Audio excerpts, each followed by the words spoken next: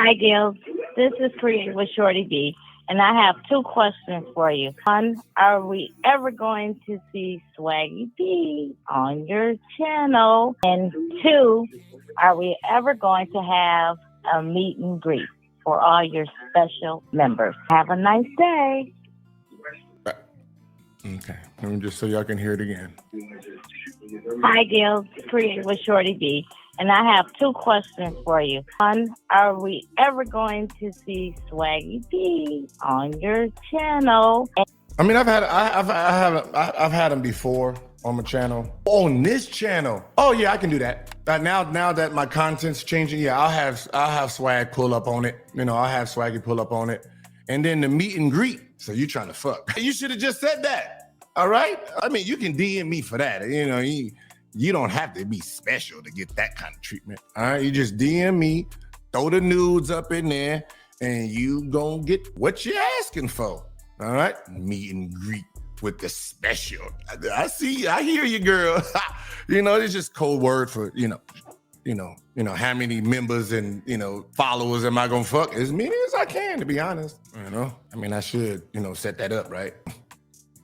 Hey, yeah, just DM me, and then we'll go from there, You gotta start with one. She sounded sweet, too. She's on demon time. That first one was she just threw it up there, That second was the real question. I got you, girl. Hey, yo, what's happening, Gil? So my question is, with that locker room situation, what kind of gun you bring in there? Glock, Smith & Wesson, and then let me know the caliber. You ain't bring no 38 special, no 45. What was going on? Before it was gold, was it a Desert Eagle? This has been on my mind ever since. This nigga must be in jail. This man's in jail. If not, he should be arrested. He's fantasizing about what guns someone had in a locker room. Is that what you sitting there figuring out, like, how'd you pull out on the nigga? What kind, did you pull out the big joint? Was it the small joint? What color was it? Who the fuck is thinking about the color and what type of guns was in the locker room? Damn. All right. Okay, first of all, it was some good shit. Not even gonna lie. All right, that gold one, Desert Eagle. Yeah, it was big boy joint. So it was the Tiger Stripe Desert Eagle. At that, it was the Tiger Stripe Gold Desert Eagle. Then I had the Smith & Wesson at 500, that big dirty hairy joint. Blow your arm off. So obviously, I've never shot it, because if I did, obviously I wouldn't have broken that motherfucker there, because he could have blew the whole goddamn locker room up. Then I had some secret shit with some like blue tips. It was some, it had some blue tip joints on it. It was supposed to go in, right? Yeah. But it was some good stuff. It was, that I don't know why I brought the Tiger. See, I was trying to be honest, I was just trying to show off, let the nigga know what kind of shit I do got. Like, if I'm bringing you this, imagine what I got at the crib. Yep, shit got me in trouble, though. I should have had a deuce, Probably if it was a little smaller, it would have been a lot better. Damn, I want that gold one back. Zero. Yo, Agent Zero. I got a quick question. What made Adidas retro your shoes, and how'd that come about? I don't know if you talked about that already, but I'd love to know. Love the shoes. Love you. How's it going, man? To be honest, I'm kind of offended. I think I'm kind of offended. Like, why did they bring yours back? Like, hold on. Let me just make sure. Let me hear the tone. He's white man. Zero. Yo, Agent Zero. I got a quick question. What made Adidas retro your shoes, and how'd that come about? Yep. That's white privilege. What made them? Bitch, because I'm me. What the fuck you mean? Why are we doing this? I'm me. That's why. My shoes was hot back then. I don't know if I'm offended about how you asked. Like, why did they bring it? Because, Mr. White Man, because my shit is a hot seller, obviously. 17 colorways. Hope you got about 16 of them. But we was working on it for a couple years, and, some of my behavior, 15 to like 22, 21. I can't say I was on the best behavior. And to be honest, I'm just honest with you. After my Lupita, comments, black women was boycotting my shoes. And then I had to stand tall and said, when did women buy my shoes? Why we trying to boycott some shoes that they not gonna buy any motherfucking way? Let's just be honest. We don't make shoes for fucking small feet. All right, our shit starts at 8 men and above. You gotta be a basketball player for that. We don't make tiny feet. So all them people arguing out there, they not gonna buy it any damn way. So release my shit. Then they thought about it. It was like, yeah, makes sense. Boop, that's how it happened. It's the bottom line. It's the men. My shoes for men. What the fuck did I just listen to? Oh my God. Gilbert, you have a song about you. Anyway, I didn't call for that. We know what community this is. They get distracted very easy, right? They get distracted very easily. All right. So we're gonna start it off. Look how quick this motherfucker got distracted. Motherfucker distracted by the song. They got real business and distracted by the song. Let's go quick. What the fuck did I just listen to? Oh my God, Gilbert, you have a song about you. Anyway, that's stupid. Yes, that's a state. That's dumb. It's my show. It's my page. Wow, who the fuck does the music supposed to be after? I didn't call for that. What's up? It's Jay from Catch My Black and Gay Podcast. Jay, I heard gay. All right, probably black and gay. It's Black and Gay Podcast. Anyway, I didn't call for that. What's up? It's Jay from Catch My Black and Gay Podcast. Wanted to call and leave you a voice message because I saw your interview on Black TV, and instead of doing the normal thing where people are trying to cancel or have very strong opinions, would love to talk to you and just educate you on some stuff. Just have a conversation. Open it up to a conversation. Don't know if you have many gay friends or even gay black friends, but yeah. So, follow my page, Catch My Black and Gay Podcast. It's a really awesome podcast. We educate on the intersection of black and gay men. But yeah, would love to educate you and, just have an open dialogue around some of your comments on Black TV. I'm pretty sure just like y'all, we checked out, right? Just let him do what he's gonna do, right? Podcast is Check My Black and Gay. I might have to troll it. Yeah, I think I'm gonna check my black and gay. Catch your name. All right, I'm gonna have Mr. I'm Black and Gay, right? Probably ain't got no gay friends. Black and gay. Okay, throw it in there double time. Yeah, I think we're gonna have Mr. Black and Gay on there. Then have a whole bunch of rainbows up in the sector. Just running through here. Gonna be dizzy. It's gonna be a floating chat. It's gonna be a floating chat, y'all. And then I'm a troll, and then I'm gonna just have all rainbow colors in the back. Just like the Jumbotron. I'm gonna turn the colors into like really rainbow, so he feel comfortable. You got to make him comfortable on the page. For they'll cancel you if you don't make them comfortable. Hi back. I guess it was just to sound like a little kid. Hi, Gilbert Arenas. I play with your son, Alani.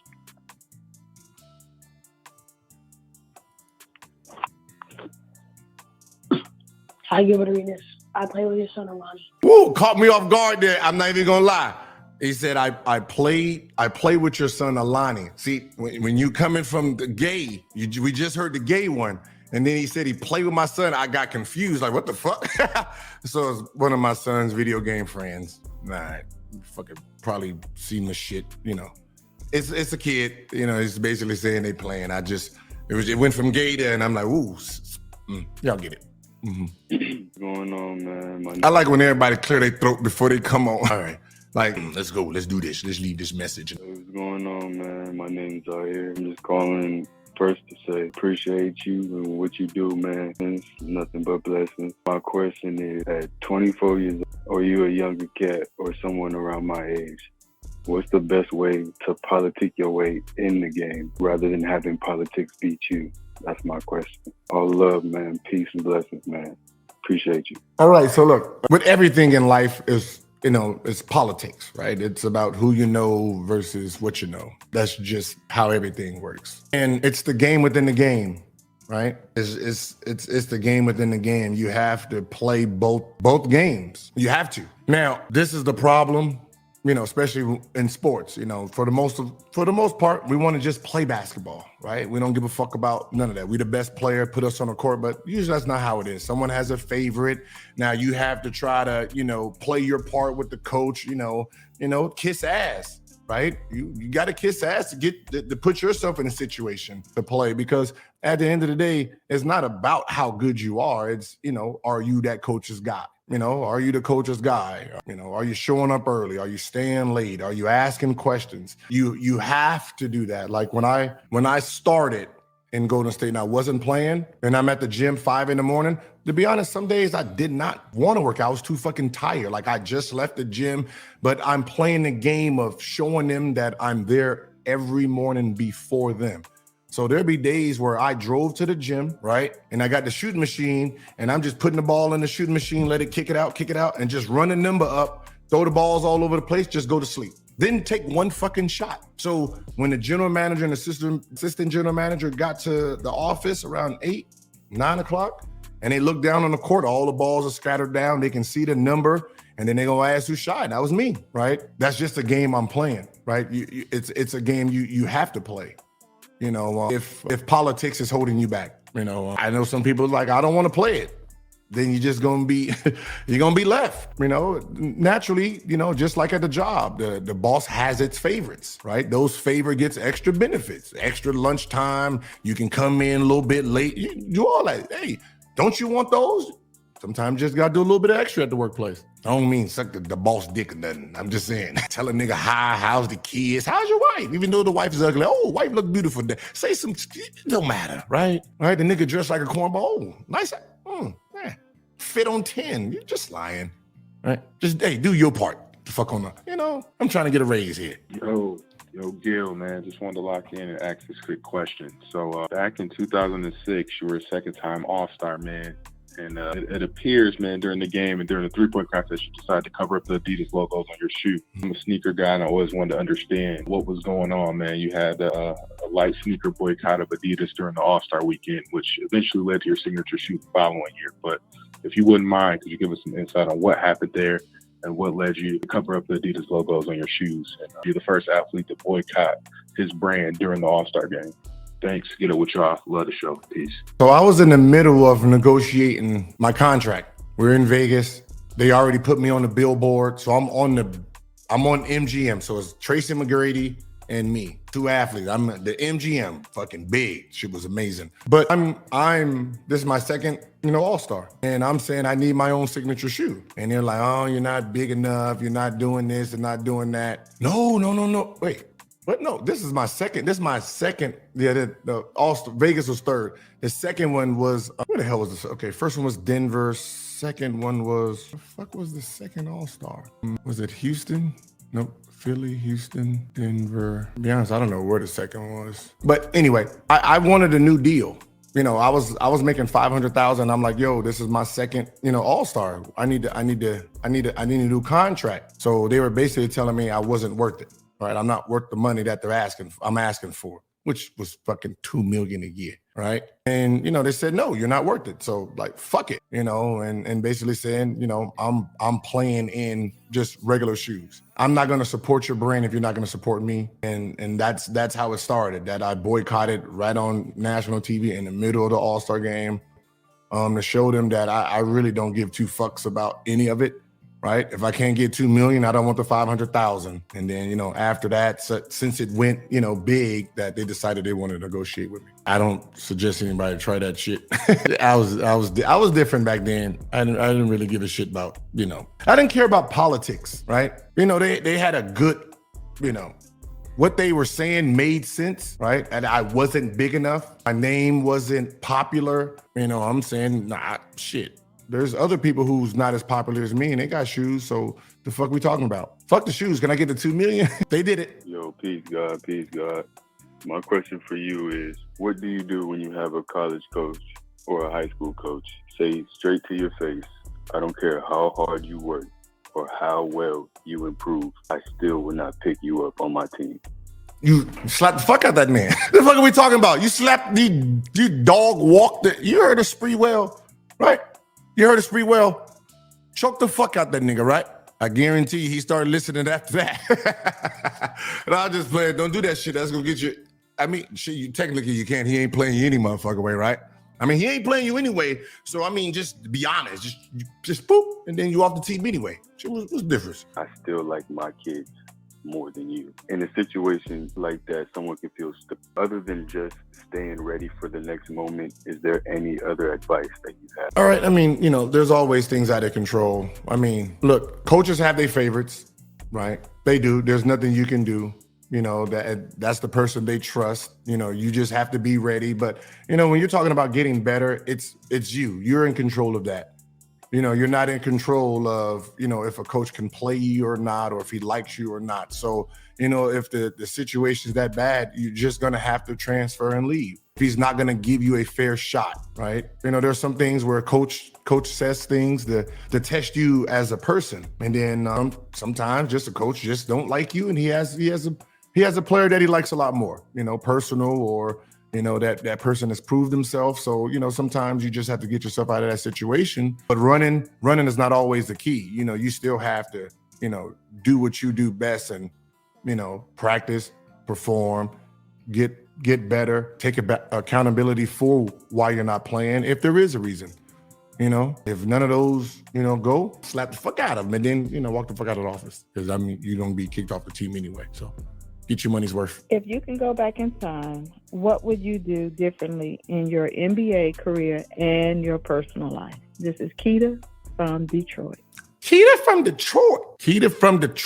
I'm gonna just be honest with y'all. Listen, I know there's a lot of Detroit women in here. Y'all are not very popular amongst the men outside of Detroit, because we know what your water look like. So we know, you ain't bathing with the nice cleanness of the waters, is all I'm saying. Okay? That's all I'm saying. Your water look brown and you over here trying to date. But Keita, what would I do different in my NBA career? Besides the obvious that when I told the coach I was going to fuck home, and then the team, Ron Butler, convinced me this is about the team, not him, and then I came on the court and then got hurt, I would have stuck to my guns and went home and played some video games. That's what I would have did. But other than that, I think, my son asked me this all the time, and I said I would have worked out more. And I worked out 3-4 times a day. I mean, no one outworked me. But when I'm done, I still have something left. I wish I did more. Like, damn, I wish I would have thought, Kobe's going at, gym at 3:00, right? Got me there at 3. LeBron in the playoffs going 1. I wish I would have thought of 1. James Harden scoring 60 and shot and worked out after the game. I wish I thought of that. I wish I did that. So I wish that. As for personal, see, this is hard because you got the kids, but you don't like the motherfucker you were sleeping with, right? So it's like you get rid of her, you get rid of the kids, And sometimes is it worth it? Is it worth getting rid of the one person for 5? And every time I look at my kids, when they getting on my nerves, I be thinking, God damn it, motherfuckers. Mm-hmm. Sometimes. Mm-hmm. But, when it comes to personal, we do shit. They ain't really, shit you supposed to regret if you are moving still in a positive direction. So I want to know if I had sex with that one. Just asking. I knew a Keita once. She wasn't from Detroit. She wasn't from Detroit, y'all. She wasn't from Detroit, right? This Keita had good running water. Her shit was clean, Mountain Springs. Yeah. Mm-hmm. I just have one question for you, buddy. Why are you not married? Not. Oh, okay. No. See, ask me again. I'm not married. I'm not married because buying vaginas a little bit cheaper these days, right? The women out here, especially for me, women out here, they want the Birkin bags. They want to eat like 3 times a day. Fuck, right? They want to go out places, and then they don't want to go like regular places. They want to go to all the expensive ass places, right? They want to go to the expensive places, movies and, first class tickets to shit. They want to go on vacation, right? And if you don't look good, they want to like pretend that they got the shit themselves, so there's a lot of things that come with, when I can just pay like $200, $250, get right to the good stuff, right? The fuck I want to get married for and do all this extra shit. Buy a house, and we got to buy you a car. I got to call you on gas money because most likely you ain't going to have a job. No. I'll just rather pay the $250, $350, $450, whatever it is at that point. It's going to be a lot cheaper, I swear. And then your wife ain't going to give you the pussy that I can possibly get buying. Yep. Just to let you know that. I mean, that's the only way I can answer. Okay, you can talk your shit to him. Hey, Gil, it's Asian motherfucking zip. don't touch my phone. Your hands away. Relax. Yo, listen, you was an idol growing up. I fuck with you on the basketball court because I play ball. You a funny motherfucker, and I fuck with you. That's it. That's all I gotta say. I thought you said you were going to slap the shit out. You want me to? I'll slap the fucking life out. None? You a real nigga. I fuck with you. Nick, what do you got to say? What do you got to say? Thank you. I know this is one of my DM trolls. She tried to holler. She tried to shoot her shot. She tried to shoot her shot at me, but she looked like Patrick, right? And then I told her that her body looked like a uncle at a barbecue. And then she got offended, and she's been wanting to slap and beat me up ever since. Oh man, she had a horrible body. Mm-hmm. Hey Gilbert, it's Nelly. I just wanted to know, why are you scared to come back on the Pineapple Show? You don't think you can back the girls that I bring? I think you should give it a try again.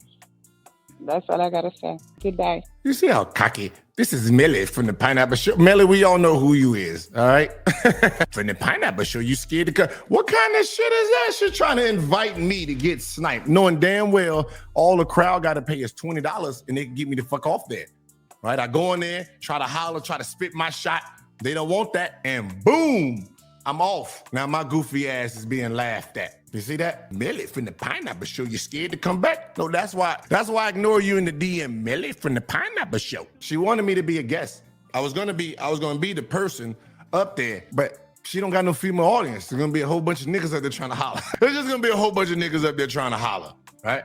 Like, damn, all right? I don't know if y'all got enough money to keep these niggas off. Woo! Especially that nigga from Catch Me Black and Gay. That motherfucker stay in there. He will stay on there. Just doop, doop, doop. Melly from the Pineapple Show. Melly, you in the chat? Hey, this is Bessie Lou, and my question is, how has the NBA molded you into the entrepreneur you are today? Well, okay, so how has it molded me today? Okay, so when you're a player, when you're an athlete, right? You're young. You just want to play the sport. So you don't think about business in the afterlife until you're there, until your career is over with, and then you're like stuck, right? Trying to figure out what your next move is. So people don't really realize how hard it is for an athlete, right? It is actually very, very hard for an athlete. So think about it like this: from the ages of 7, 8, or whenever that athlete started till that athlete retires. So let's say from 8 to 35, they retire. Basketball is all they knew. Routine is all they knew. For the bulk of their years of growth and understandings, they were trained. They were in this window. Now it's like, all right, off the boat, go. Be yourself.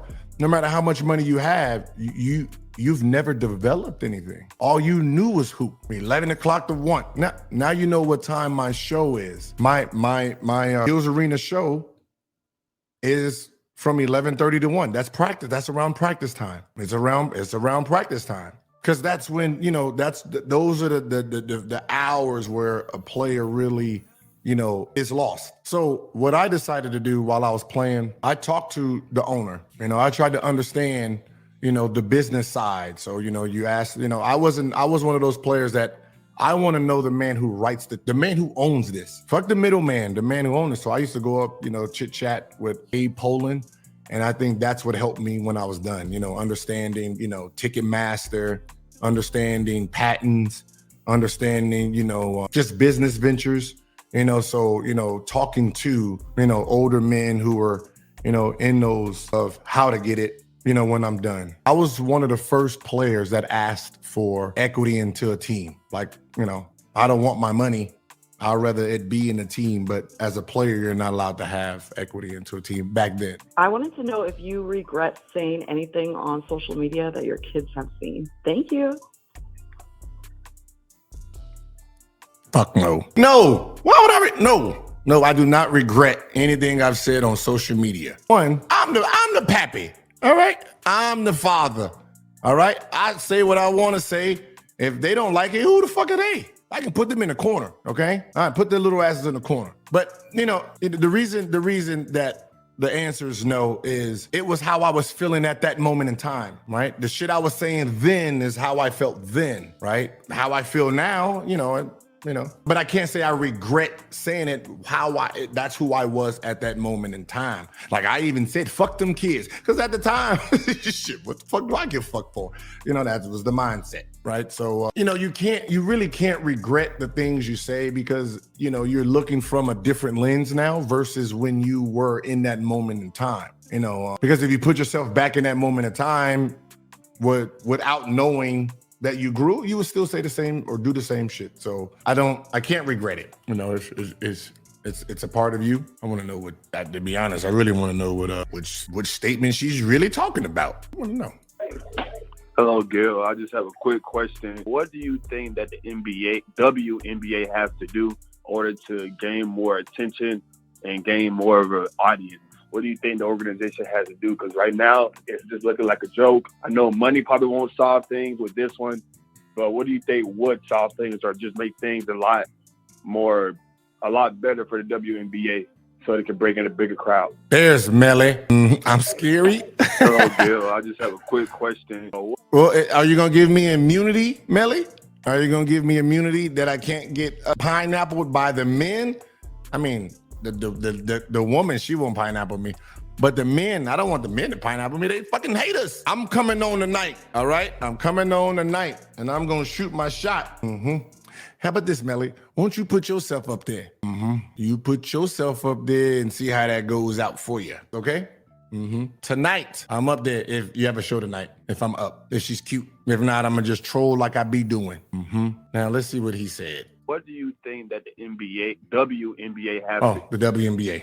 All right, look. Okay, the WNBA has a few real issues, and one issue is they need to drop their fucking ego, right? That's one. Drop your ego. That's number one. Drop your ego because the game is bigger than you and your feelings. You know, if you're trying to expand the league, you have to think about the future versus today. When the NBA put in the dress code, right? It was for one person. Allen Iverson getting his hair braided on the bench, wearing the shit he was wearing on the bench, and they put it in, and it was for the better. And once you drop your ego, then you will realize you have a big disconnect from the youth. So the WNBA girls and high school, middle school girls, there's no connection here. It's two opposites. It is two opposite groups of, like our high school males to the NBA, same. They have the same type of game.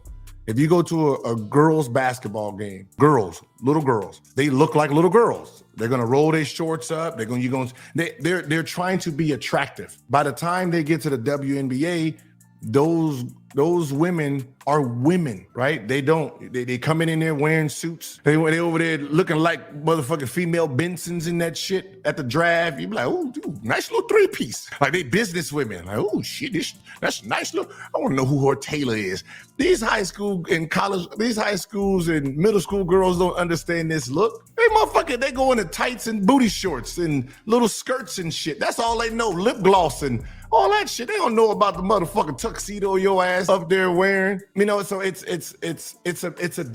such a big disconnect. I really think they should open up the straight out of high school or that one and done, right? It should you have to get your degree. You have to get your degree before entering the WNBA. Americans do. So they don't have that overseas. So the overseas girls can come in at 18 because they were pro since they were little. So, the USA girls have a real disadvantage. Now, let's be honest here. Let's just fucking be honest. And this is where all of it is just stupid. There's no thought process in it. You play 4 years of college, right?